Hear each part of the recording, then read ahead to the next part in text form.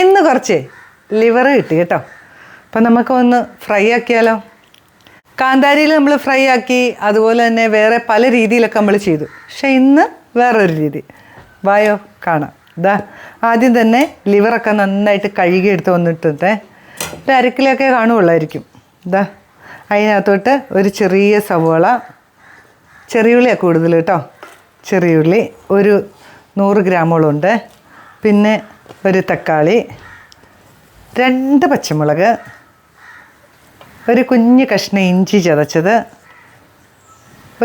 ഒരു 5-6 അല്ലി വെളുത്തുള്ളി ചതച്ചത്, കുറച്ച് കറിവേപ്പില,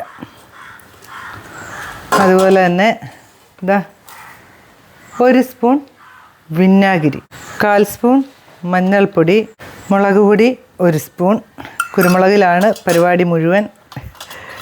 എന്താ 1 സ്പൂൺ നമ്മുടെ ഗരം മസാല,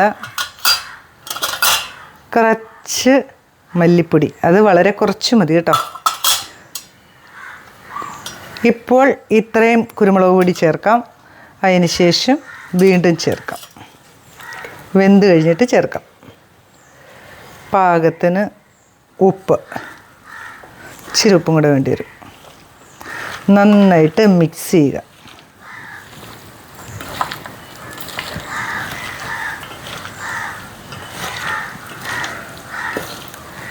ഇനി നമുക്കിതൊരു കുക്കറിലേക്ക് ഇടാവേ.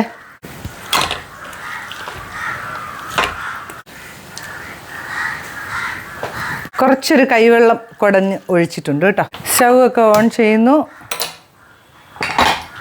വേവിക്കുന്നു.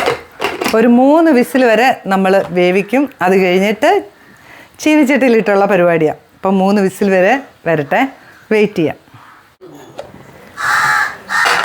നമ്മുടെ ലിവറൊക്കെ 3 വിസിലൊക്കെ അടിച്ച് ഇതാ. അധികം അങ്ങനെ അടിച്ചാലേ ശരിയാവില്ല. നമുക്കിനി ഇതിനകത്ത് കിടന്നിട്ടുള്ള വേവ് മതിയേ.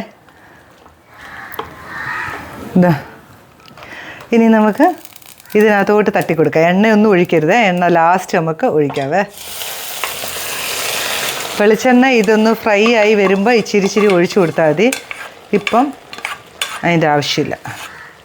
നമ്മുടെ ലിവറൊക്കെ നന്നായിട്ട് വെന്തിട്ടുണ്ട് കേട്ടോ. നല്ല പോലെ സെറ്റാവട്ടെ. അതിന് ശേഷം വേണം നമുക്ക് കുരുമുളക് പൊടി ചേർക്കാൻ. നമ്മുടെ ലിവറിനകത്തെ വെള്ളമൊക്കെ വറ്റി വന്നപ്പം കുറച്ച് വെളിച്ചെണ്ണ ഒഴിച്ചു കൊടുക്കണേ.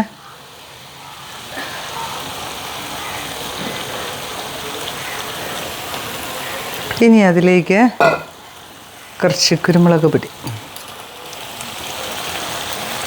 ഇത് നിങ്ങളുടെ എരിവിന് നോക്കിയിട്ട് ഇട്ടാൽ മതി കേട്ടോ. കുറച്ച് കറിവേപ്പില, നന്നായിട്ട് വീണ്ടും മിക്സ് ചെയ്യുക.